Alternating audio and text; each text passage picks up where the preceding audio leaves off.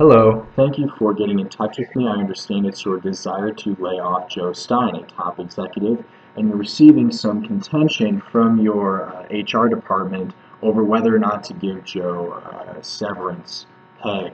There are two routes you can take in this scenario, and I will discuss both. First is the payment of severance, and second is the denial of severance payment. Let's start with the scenario where you don't pay Stein the severance package. Your first concern here is going to be the Employee Retirement Income Security Act.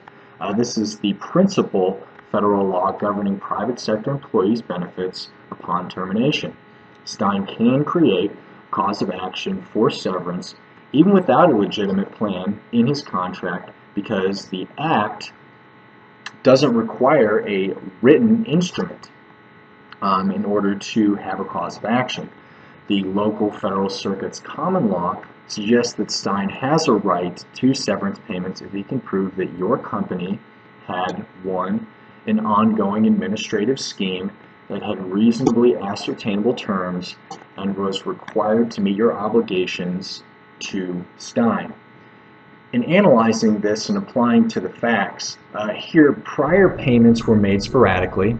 They weren't actually part of any scheme, so I have a hard time believing that a court would not find in favor of you in this scenario. It most likely cannot be established. So moving on from the ERISA aspect, which it would no longer preempt or control the situation, the next consideration is the Illinois Wage Payment and Collection Act. This is a state law that allows employees and the Illinois Department of Labor to sue employers and their presidents for final compensation owed. Severance payments are included in this, and like the ERISA, Stein can create a cause of action even without a written contract. But here I doubt, again, that there's a basis for finding any type of agreement. There would be three ways that Stein would have to prove an agreement. One, that it was explicitly in the agreement, which we've seen that it's not. Two, there would have to be some type of modification to the current agreement, written or oral. There are no facts that suggest that. And there are certain contract rules that go against an oral modification in this scenario with a fully integrated agreement. And third would be an equitable basis, such as promissory estoppel. And we really don't have the type of unambiguous promise that courts are going to look for in this situation. Either way, Stein is not likely to have a federal or state cause of action that can earn him severance pay in this situation. So let's entertain the second possibility, that you pay the severance package. This would be where you don't want to go through the headache and take on the risk of suit. But at the very least, in return for your payment, you want to receive a release with the intention of avoiding liability. So we ask, can the ERISA actually be released?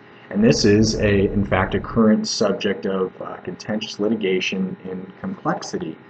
Most say yes, that it can be released. However, there are certain conditions that would need to be met. So can an IWPCA cause of action be released? And the answer for that is certainly no, according to the case law. So in summary, the risks of paying and the inability to receive a release of liability in this scenario really is heavily outweighed by the minimal risks of the merits of your defense against Stein's claims, resulting, assuming that he doesn't even come after you. So therefore, it is my recommendation that you do not pay the severance package.